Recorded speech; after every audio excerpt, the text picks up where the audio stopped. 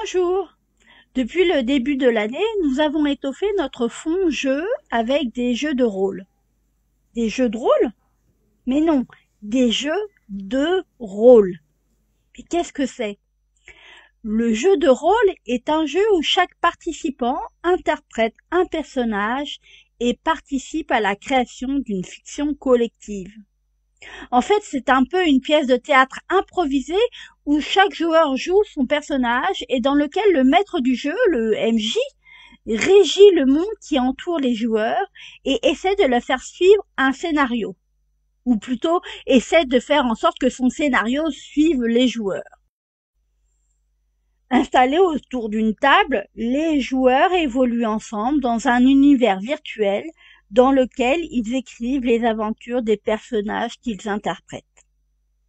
Il n'y a jamais ni gagnant ni perdant dans un jeu de rôle. Le seul véritable but du jeu étant le simple plaisir que l'on trouve à y jouer. Pour commencer notre fond, nous avons préféré prendre des boîtes d'initiation. Même les débutants en MJ peuvent s'initier. Certains membres de l'équipe des bibliothèques se sont pris au jeu et nous avons testé quelques scénarios. Le jeu des starts permet aux débutants MJ et PJ de s'initier rapidement et sur un temps pas trop long, de 1h à 1h30.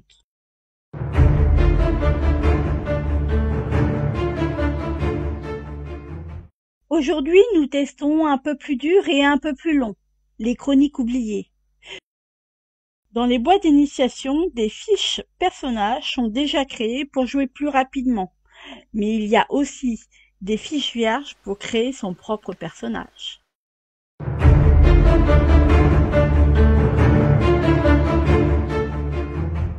Dans notre jeu, les chroniques oubliées, les personnages sont des compagnons de longue durée et se sont rejoints car ils ont entendu parler de l'affaire des disparus de Clerval.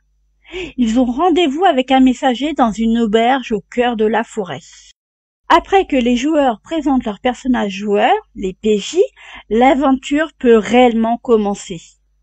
Le MJ peut s'aider d'une feuille de papier ou comme ici d'une surface de jeu effaçable pour faire évoluer les personnages, ici représentés par des pions en carton.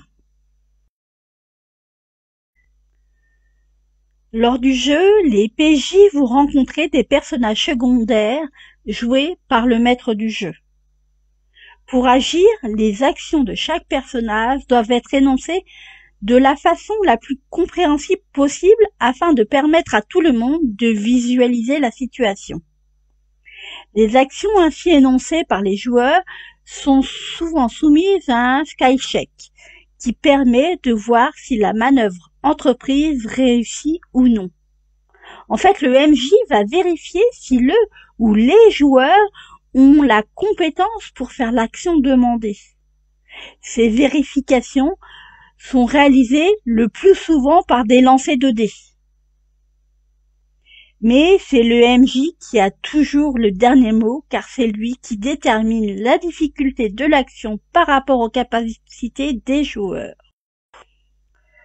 Par exemple, le jet de dés va déterminer la réponse que va donner l'aubergiste à nos PJ.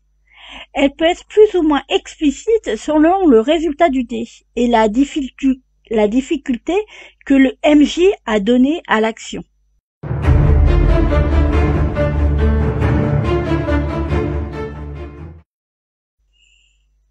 Alors, si l'aventure vous tente, rendez-vous à la bibliothèque d'Ozoir-sur-Loire pour emprunter une boîte d'initiation. À bientôt!